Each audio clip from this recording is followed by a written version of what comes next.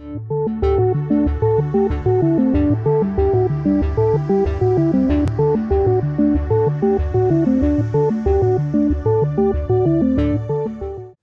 realize that we are presenting at the end of the day and that we are between you and either TJ Maxx or something equally as exciting.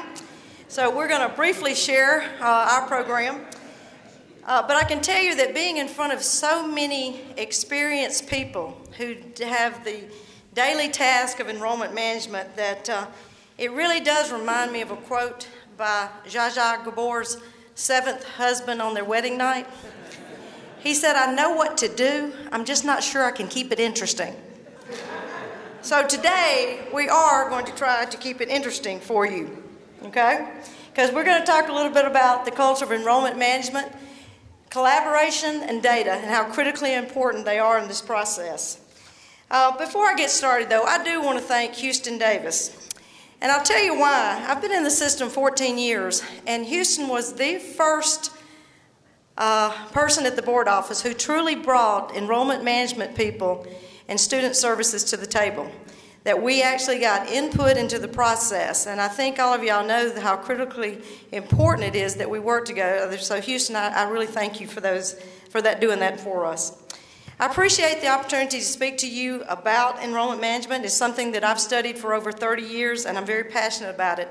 And some people have characterized me as a fanatic. I've been called worse. But what I will tell you, it's kind of like what Winston Churchill said about a fanatic. It's one who can't change her mind or his mind and won't change the subject. Well, the subject of enrollment management, quite frankly, is so important to the success of our state, of our nation, and of course all of our universities, that we shouldn't change our mind unless we use data to do so. So I think it's very important. You know, it's also, when you talk about being a fanatic, one says, consists of redoubling your effort when you have forgotten your aim. I think sometimes in higher education, we get so busy that we forget what really we're all about. And that is, it should be all about the student. And enrollment management really is all about anything that touches a student's life. And so, you know, the thing you have to remember about enrollment management is like whether students are retained, whether they progress, whether they graduate, and all of these things are dependent upon what we do, our actions. Such as activities is how do you recruit a student? How do you advise a student? Provide support programming, both academically and out-of-class experiences. Financial support, including to have jobs available on campus. Adequate and affordable housing. Do we have classes available when needed? And many, many more things. And as enrollment management issues, you should also understand that enrollment management is key to our budgets. And I think most of us know they're going to get even more important as time goes on. So it is everyone's responsibility. And if you're going to be successful, you have to collaborate with each other on campus, and you have to use data. I would be remiss if I didn't mention the fact that an important role to be played by student affairs and student services. We have a very different type of student and parent coming to us today. I said we no longer have helicopter parents. They're more like dive bombers. And they are very demanding on what they want. They not only want something great in the classroom, everything's got to be given to them, but outside the classroom, they expect many, many things. And so to be successful, we have to make sure that we're providing a lot of these opportunities. I have a very strong belief that you really are only good as the people that you associate yourself with and surround yourself. And I am indeed fortunate to have an incredible team with me today and a group that I have the privilege of working with every single day. And not only are they extremely good at what they do, but they are also very caring people and great colleagues. Let me introduce them, and then they'll come up. We'll have brief presentations. Dr. Jane Perkins Brown, our Senior Associate Vice President and Director of Institutional Research. Ms. Sarah Smith, who's a former Director of Admissions and now Special Assistant to the Vice President. Mr. Alan Woodrum, Assistant Provost. Also in the audience are two more of our very capable team, and that's Dr. Diana Cohn, Associate Provost. There's Diana. And Dr. Chris Capinger, Director of our Freshman Year Experience.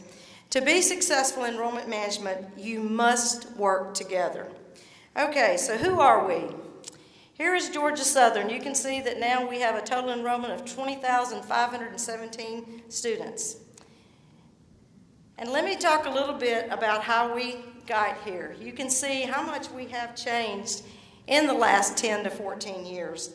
The fact is we've increased our undergraduate enrollment by almost 6,000 in these past years.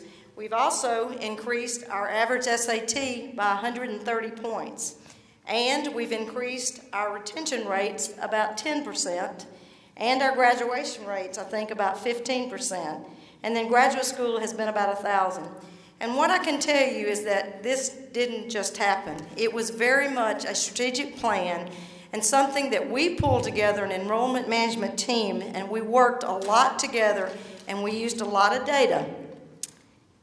And one thing we truly do believe in God we do trust, but all others need to bring the data. And so at this time, I'm going to turn it over to Sarah Smith, and she'll tell you a little bit how we do this, beginning by recruiting the student. Thank you, Dr. Thompson. For us in admissions, communicating institutional identity begins well before the student enrolls. Everything we do creates an experience for the student designed to help them understand who we are as an institution. From the way we answer the phones to making the right hires for our staff. Our customer service philosophy includes greeting families personally when they walk in our buildings, hosting small personal visit days for academic colleges, and providing relevant communications for our students. We seek to provide an experience for the students designed to mirror the experience that they will have as an enrolled student. And all of our understanding of who we are as an institution stems from this administrative culture of utilizing data to inform everything we do in enrollment management. Now, for the purposes of our presentation today, you may hear me refer to campus culture in two distinct ways. First, as our institutional identity, the institutional identity of our student body in terms of who we are as an institution.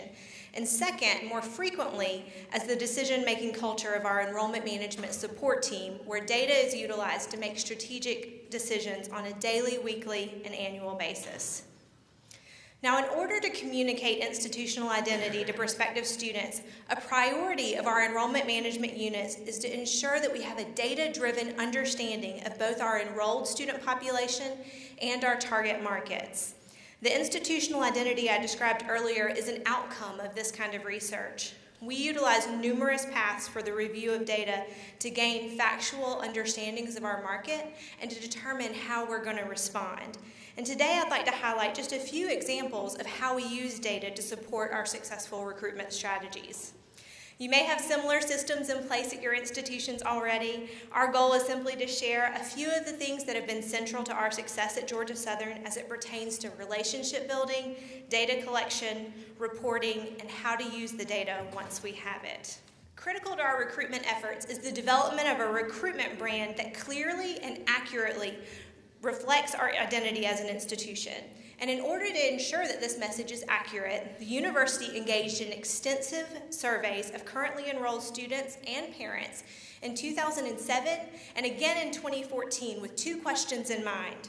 First, how successful are we already at communicating who we are as an institution? And second, what are the perceptions and expectations of students and parents that need to be addressed in our recruitment materials? And while there were many questions involved in the overall survey, we addressed the first question in part by seeking to understand student and parent satisfaction levels. And our sample results indicate high levels of satisfaction with their overall experience and high choose again ratings you're able to see here. And we believe this confirms that the institution is successfully delivering the same campus experience that we promised them during the recruitment cycle. We're accurately disclosing who we are as an institution, and as a result, students who resonate with that message choose to enroll, and they are ultimately satisfied with their college experience. Our second question was, what are the perceptions and expectations of students and parents that need to be addressed in our recruitment materials? And we've studied this in a variety of ways, including assessing agreement with certain phrases, as well as studying open-ended responses. And as an example, here's one highlight from our survey results. Our analysis of the survey information provides us with valuable information to include in our recruitment publications and simply in our conversations with prospective students. And for example, when we use our identity statement that we're Georgia's large-scale small-field research university, we can go back to this research and show how this statement is grounded by the research and that we're accurately describing the experience that the student will receive. And you can see here that 86% of students and 92% of parents agreed with the statement that we offered the opportunities of a large university, and 76% of students, or 82% of parents, agreed that we offered the personal feel of a small college. Likewise, the success of our customer service model receives validation by noting that 91% of students and 92% of parents agree that Georgia Southern is welcoming, and 88% of students, or 91% of parents, agree that the university is student-centered. Now, in addition to communicating institutional identity through our recruitment publications, our team seeks to address it through visitation programs. We take great care to ensure that all our presentations, as well as our casual conversations with prospective students, fall in line with the overall recruitment brand. We have strong partnerships across campus with academic and student service units to ensure that we are all sharing the same message developed through our research about the university. Our programs are surveyed immediately following the event to assess whether that program met the needs and expectations of our students. And at the end of the year, our conversion data is analyzed to determine the overall success of events and to inform our strategic planning for future recruitment cycles. So as an example here, we've provided just a very high-level look at recruitment programs that are assessed annually by conversion rates.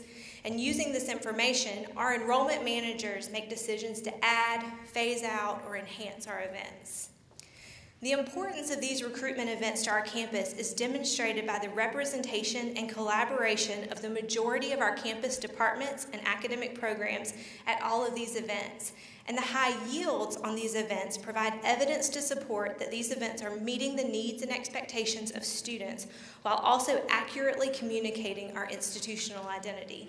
Now, in order to provide continuous monitoring of the success of our recruitment strategies, we review the growth patterns in the admission cycle by week. The graph depicted here monitors application growth, but we also monitor accepted student growth, orientation registrations, and growth in enrollment by both freshmen and transfer students. And so this is actually just one of 8 graphs of this nature that we use to track our students through the enrollment funnel.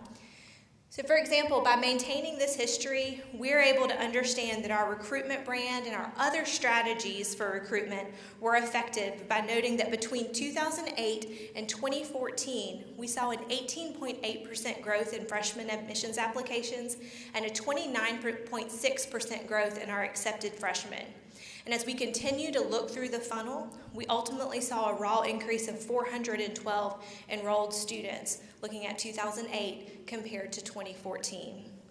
All of this happened during times where, as we all know, tuition was increasing, the economy was suffering, and for us at Georgia Southern, the university's minimum SAT requirement for the freshman class increased by 10 points. By monitoring this information regularly and comparing current cycles to previous cycles, it becomes clear where recruitment efforts can or should be focused or improved if we wish to impact the application cycle. In addition to monitoring overall weekly changes in the enrollment funnel, we also monitor our territory goals on a weekly basis, and we provide this feedback to every member of our recruitment team. Our goals are set and monitored by both student type and by travel territory. And the territories shown here are just a sampling of those that we monitor. We actually monitor 11 freshman travel territories and 3 transfer travel territories. And these goals can be accessed by our staff on a daily or weekly basis in our Blackboard Analytics environment. And so we know, of course, that having this data is great, but we have to make sure we're using it to make decisions. In addition to monitoring our progress toward goal completion, we have years of weekly history just like this so that we can make comparisons back to very specific points in time to tell if our territories are up or down in comparison to previous recruitment cycles. We actually do this weekly as well. You'll see I've got arrows pointing to 2 sample territories in the table above. I know that it's a little bit difficult to see, but In these examples, you can see that there are indications early on in the enrollment funnel of how a territory is performing in comparison to other territories. You'll see the application and accepted student percent toward goal completion appears low for the example for the Atlanta territory and high for Central Georgia. When we see indications like this early in the cycle, it prompts us to take necessary actions based on this information. So for example, in the case of our Atlanta territory, one action we might take is that we would research the schools in the territories to understand what's happening. Are there population shifts occurring in these schools that are affecting the number of admissible students eligible for enrollment at Georgia Southern?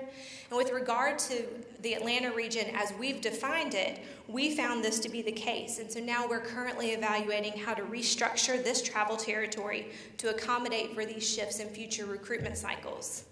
In the case of the Central Territory, you can see that the Central Territory was performing at a very high level. It was exceeding expectations. And so in this example, we might explore options like pulling resources from one territory to assist with another territory. Ultimately, our Central Territory had reached 110% of the enrollment goal. And while we didn't want to change what we were doing in the Central Territory because it was working really well, we knew that we also had an opportunity here to either move some resources to an underperforming territory, or we could just choose to really excel in the Central Territory in order to assist in meeting the overall goals for freshman recruitment. When we track our progress toward goal completion early on in the cycle, then we're not surprised by the outcomes we see later on in the enrollment funnel. We tend to know very early on which territories might be up or down, and we take corrective action immediately. And by the end of the fall 2014 cycle, by using strategies like these and quite a few more to increase the number of students being pushed through the enrollment funnel, and also to increase our conversion rates to yield more enrolled students, our freshman recruitment team did reach just over 100% of the overall enrolled student goal. Utilizing research to inform our brand, analyzing conversion data, understanding our applicant cycles, and monitoring our territory goals are just a sampling of ways in which the enrollment management team at Georgia Southern monitors everything that we do. Our data is critically important to informing our decisions and making adjustments as needed during the year and in anticipation of the next cycle. At this time, I'd like to introduce you to Dr. Jane Perkins-Brown, our Senior Associate Vice President, to tell you a little bit more about how our Office of Strategic Research and Analysis provides support for reporting like initiatives like we've discussed today. Thank you, Sarah. And I also like to thank her for not introducing me as the senior ass. Excuse me. Just making sure y'all are still awake. Sustaining a culture of enrollment management requires informed decisions supported by meaningful data and intentional strategies. This is a philosophy that we continue to stress. Impacts to enrollment foundation are critical in our discussions annually by focusing on the impacts that they may have from internal or external factors, such as degree completions. We're all very pleased to see graduation rates going up, but the flip side of that is the hole that's created in our base of our enrollment foundation. So often that tidbit is forgotten. Stop-outs, transfers, reverse transfers. How do academic policies work for our students to help them succeed? Are they student success friendly and at the same time accomplish what we as an institution need? Additionally, we are checking external factors to determine if we can identify risk by looking at K-12 and transfer feeder institutions, and the more difficult factors such as the economy, financial aid scholarships, work-related issues, and family. This morning, Dr. Bell mentioned this WICHE data, the Western Interstate Commission on Higher Ed, which provides a great resource to review K-12 by state and projections that we see there. Hopefully you're familiar with this and you also use these, and if not, I would encourage you to do so. They are based on raw data for live births and all common public school data from the Common Core managed through the National Center for Ed Statistics. So we can drill down and see, for example, in the state of Georgia, this often seen slide now of what's happening, what's been happening, and what's going to happen.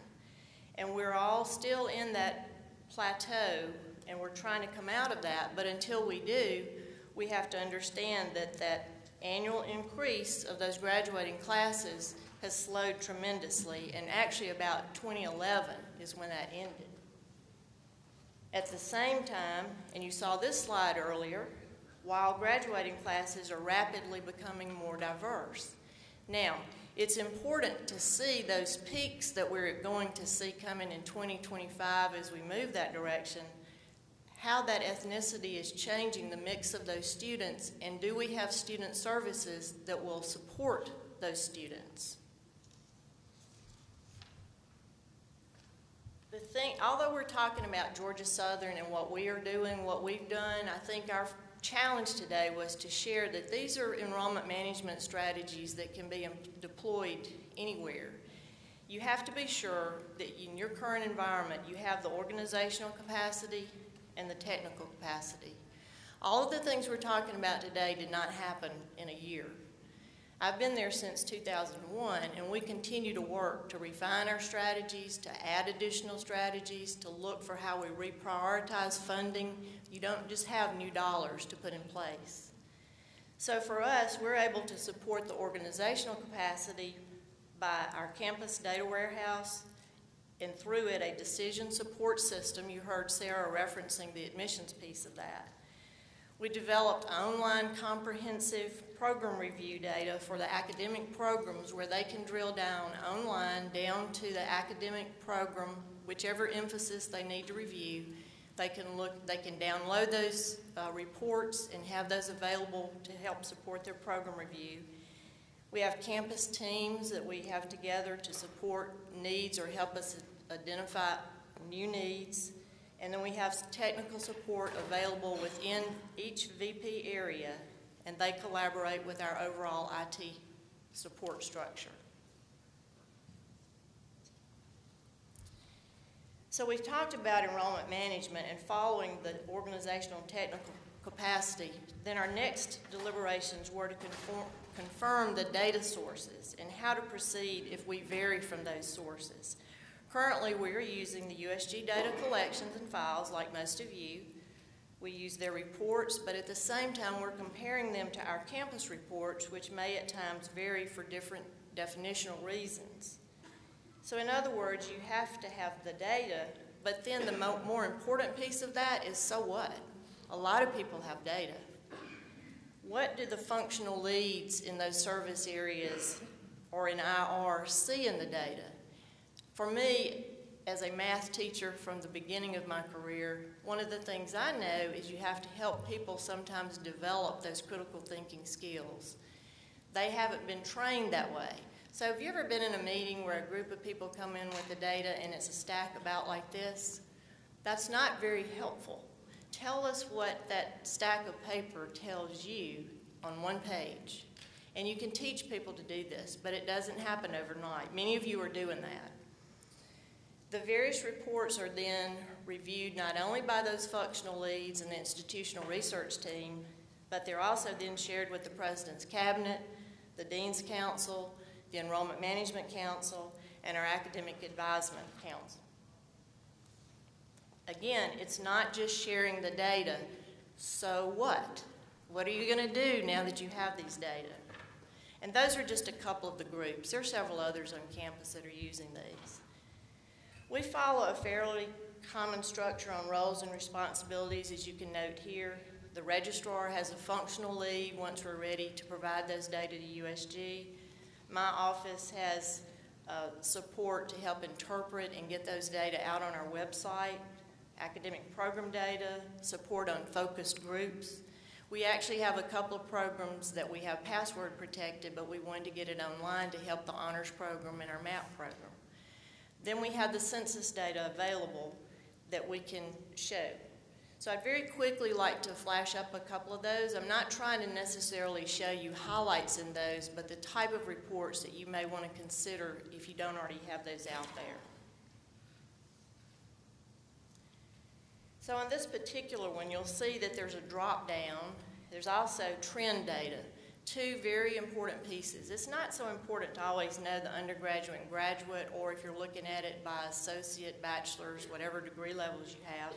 It's then drilling down within those data, in this case where we're looking at various combinations of demographic data.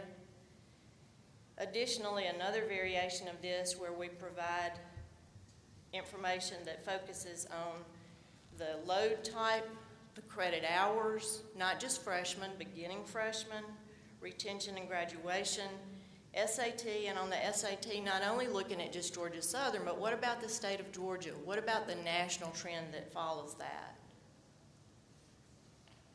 And then another critical set of tables that we added by college at the request of the deans, and again, this one's about 5 or 6 years that we've been doing this one, but they were interested in addressing the myth that students who lose Pell or lose Hope, that's who we're having trouble retaining because they did that. So we said, well, let's just see. So we put together a series of drop-downs that they could choose their college, they could choose Pell and no Pell, and Hope and no Hope. And they could look at that and they could find out that was indeed a myth. And it then prompted actions throughout the university at the various college levels. In addition to these census-type data, just like you, most of us have ways that we look at our data on a daily or weekly basis. For us, that structure, again, I think it's important that you understand how that's going to function, who's going to provide support. We look at it through the functional leads. We give them that capability, not through my office. We can help them if they need, but we work with ITS to develop a series of reports that support what they want to know. And again, I'd like to just walk you through a couple of those. This particular one, we're looking at the overall undergraduate versus graduate. And again, the so what. If I only have that 1 year, and I'm looking at undergraduate and graduate, I have no idea where we were at this point, the same time last year. So we've built frozen tables where we can compare year to year, and I know many of you are seeking to accomplish that same thing. Next, we take a variation of that, and we look at it by academic college. And within the academic college, I don't have that slide here, but they can drill down and they can look at by their different program levels. Down, when I say program, I mean down to the actual major. And if they have concentrations within those majors, they can look at each of those, or they could roll those up to the same level. And then finally, we're looking at predicted analytics, which is a hot topic around the country now for a couple of years. How do you address that? Do you address that? Do you have the capabilities to address that? Through our enrollment management discussions over the years, we've identified at different times different target groups that we felt it was very important that we understand more about them. I talked about the Pell, the Hope. Those are high level, but there are a lot of subgroups that you want to talk about. Obviously, we all talk about academic at-risk students, but we look at them not just at the highest level, but we drill down to the academic areas to see if there are variations. First generation, part of Complete College Georgia, and many of these you'll see are part of the Complete College Georgia. Transfer students, part-time, military, and you can read the rest of those. This slide is one that I think is the most informative if you're talking to our external support, such as our legislators, if you're talking about people in funding areas in your state or local government, because of the misconception that we're tracking a cohort and we only graduate in a certain number of those from our institution, whereas most of us know that they are succeeding, some of them elsewhere. So we've used for a couple of years the National Student Clearinghouse, and it allows you to see that whereas we might be graduating 50% of them, we can find another 7 to 8 to 10% that may be graduating either somewhere else within the state of Georgia, public or private, or they may be going out of state. And you see this in the USG retention reports, which just hit our desk yesterday. There's a column that says institutional retention, and there's a column that says USG retention. So you see how many are graduating with you, how many are graduating somewhere else within the system. The National Clearinghouse just allows you to take it another step. Transfer cohorts. Just like we like to study the freshman cohorts, it's very important we're looking at those transfers. We need to understand they're coming in at different levels. They're not all coming in at the junior level. They're coming in as freshmen, sophomore, juniors, seniors, whatever level. And how do we know if they're succeeding? In this particular slide, I wanted to show you that we're looking at them not just that first year, but to see how are they doing longitudinally. And finally, this is just another target group that we looked at. We have a summer program before freshmen begin for those who are interested in leadership programs. We called it the BUILD program. And they actually come before the school starts, before they're actually in the residence hall. They're with us for a short period of time. And we just chose that as a group that we felt like because we were setting aside special funding for this program, we should look to see how those students do staying with us. And we compared them against our freshman cohort. At this time, I'd like to introduce my colleague, Alan Woodrum, who's Assistant Provost at Georgia Southern, to talk about relationships.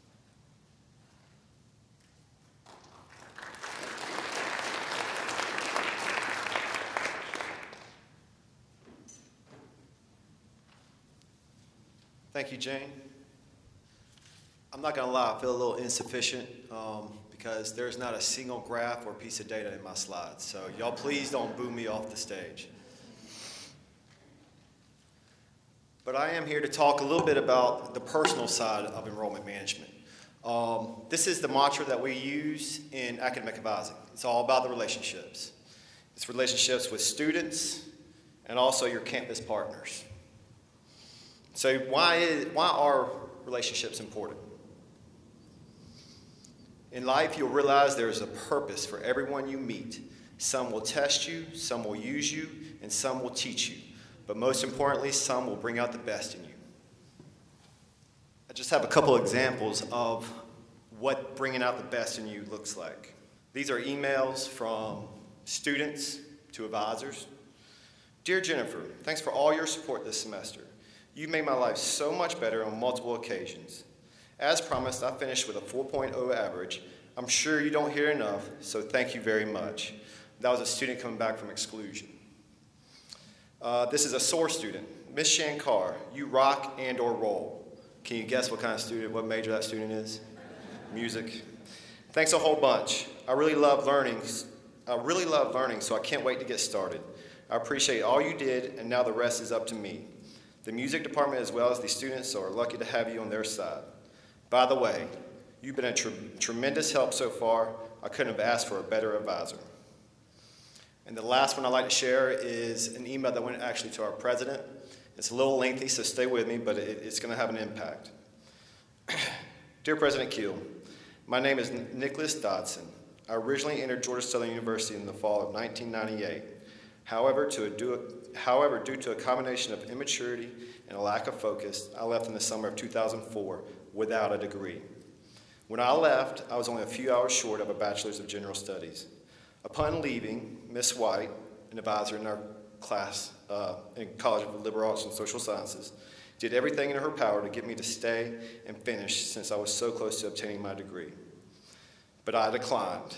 After leaving, I worked for a company in Tucker, Georgia, where I worked my way up to production supervisor. Due to the economy and slow sales, I lost my job with the company. After losing my job, I worked a few different jobs but wasn't able to attain a high-paying job because I didn't have a degree. So earlier this year, I decided that it was mandatory that I acquired my degree. In accomplishing this goal, my very first step was to contact Ms. White. Ms. White was thrilled to learn that I was finally ready to get my degree.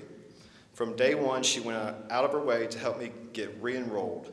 She made numerous calls and sent numerous emails to help me get enrolled in the classes necessary to satisfy my degree requirements. As of June 20th, 2013, I'm a college graduate, and that would not have been possible without Ms. White. I just wanted to close by saying that she is a huge asset to the university. Ms. White and this wonderful university make me happy to be an Eagle. So when I say it's all about the relationships, it really is all about the relationships. Just to let you know a little bit about advisement at Georgia Southern, we are decentralized, meaning that we have 9 academic units, they have 9 advisement centers. They report to their deans and directors, but we do have a centralized piece of that, and that's Dr. Cohen and myself. We try to create a vision for the advisement community. We do that, and we communicate that through the coordinators' meetings, also through our academic advising committee, which involves registrar's office, admissions office, housing, all the different units on campus. We have required advisement, meaning that every student every semester has to come to advisement. How many of you, what's the hardest thing about working with a student? Getting them in the door. So this is how we remedy that. We require advisement every semester, every student before they can register. We took that the next step. Recently, we have moved from 2-year professional advising to 4-year professional advising. And this was done through the president and PC. They gave us a pretty good amount of money to hire some additional advisors. But what we wanted to do was sustain those relationships that we made by requiring advisement, so that students can have someone to go back to answer those questions, for resource referral, to keep them on track to graduate. And we also, advising's not on an island. What we do affects everybody else, what other units affect us, so we can't work in silos. So we are heavily involved in the campus. So moving on to campus collaboration. Collaboration naturally inspires a sense of community within an organization, meaning that employees feel almost like they're a part of a family. Family is a big word that we use at Georgia Southern. Additionally, collaboration allows employees to learn from each other and the bosses. I love that quote because it doesn't put the bosses up on a pedestal. Keys to campus collaboration. I'm going to get a little motivational on you. Respect. We all think our units are the most important on campus, don't we? Advising, I mean, what would they do without academic advising? But you have to take a step back and realize that you're not the most important, that we're all important. And we need to respect everyone's strengths and also everybody's different personalities, because that goes into the success that we have for the campus. Persistence. There's 3 C's. Communication, constant communication. How many feel like we do nothing but meet? Raise your hand. Yeah. But those meetings, those emails, it's an important piece of staying in line with each other, staying in communication, because we got to know what each other's doing. We can't be working, you doing this and I'm doing this, and we're not going towards the same path. So communication is a big piece of that. The second C is it's an important one, compromise. Don't be afraid to compromise. Don't be afraid to give in. Your idea is not always the best one, okay? The third C is commitment, and this is the one I like most, and I'm going to steal Dr. Thompson's line. It's all about students. What's best for the students? We should be asking that. Every decision we make, we should be asking that. What's best for the students? Everybody from Dr. Keel to the custodian. And that's the way we like to do things at Georgia Southern. Grow together. And I don't know if you've noticed my cute little thing I did with RPG. Just wanted to point that out. Grow together. Can anybody tell me the hardest thing to change on a campus? Oh, love it. Culture. It is. And it's very hard to change culture. How many times you've been sitting in a meeting, you get this wonderful idea, and you think it's going to change your university, and someone says, we've just been doing it this way. I mean, this is the way we've been doing it. We got to fight that. And the only way we can do that is growing together. Don't be afraid to grow together. Because if you're doing it together, if you respect each other, if you're persistent, and you get on the same page, then you can make that change in culture. I did want to give you a couple of examples of campus collaboration.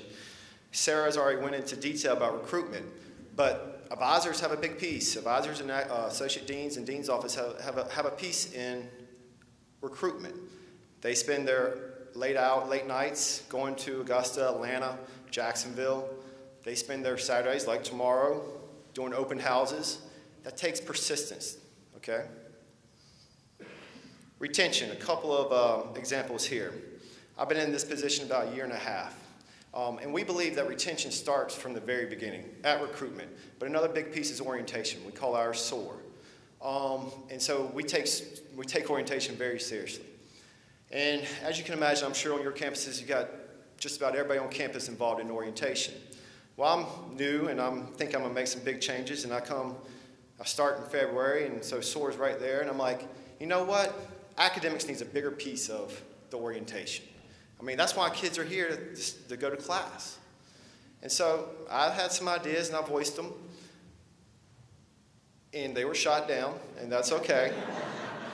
But you know what we did? We respected each other, and we came together, and we communicated, and what happened out of that was they told me, admissions told me, this is why we do this, this is why we do this, this is the value that's added to the students because of this, this, and this.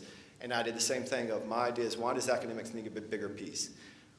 We compromised, and we carved out about 30 to 45 minutes right after the welcome, and we have a faculty member come in and address the whole orientation class, and they run through it like an academic class. They talk about how to interact with faculty. They talk about this is what you can expect. They talk about how to be a Georgia Southern student, and that's from a faculty perspective.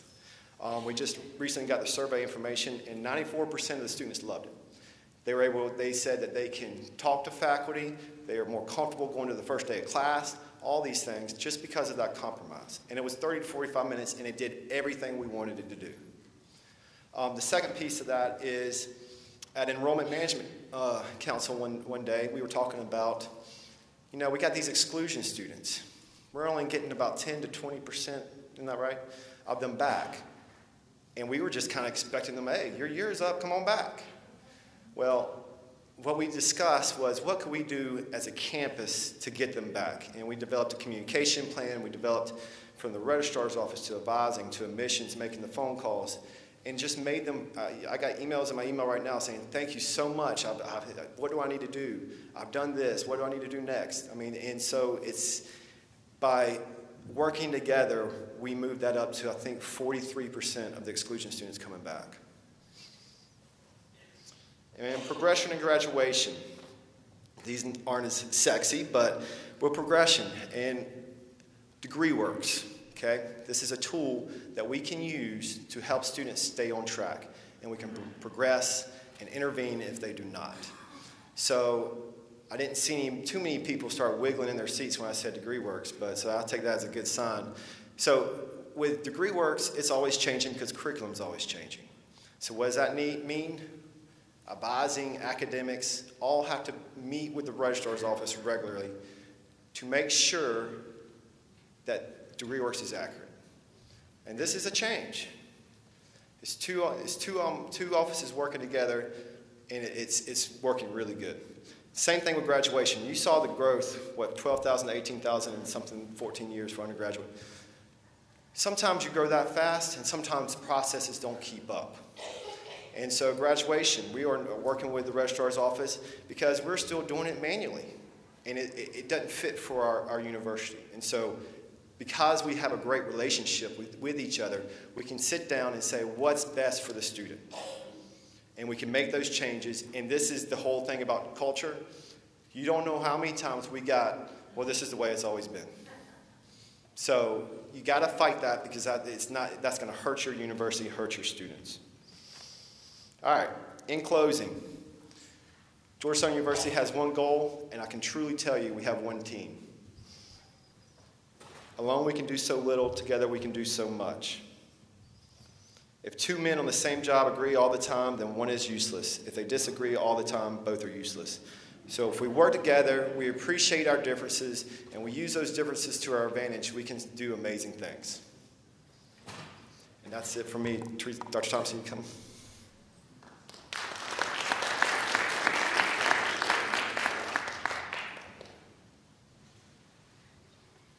You're still a rookie, don't forget. I think that you can tell that it takes an entire team to put things together, and that it is critical that we do work together. But it's also critical, and I think I can get some amens with this, is that all of the decision makers at the university need to make it understood that enrollment management is everybody's job. And so we need to have that support from them. Thank you for allowing us to present to you today. Not going to take questions. We'll be up here afterwards for the sake of time, but we'll be happy to stay for a few minutes afterward to answer any questions. Thank you.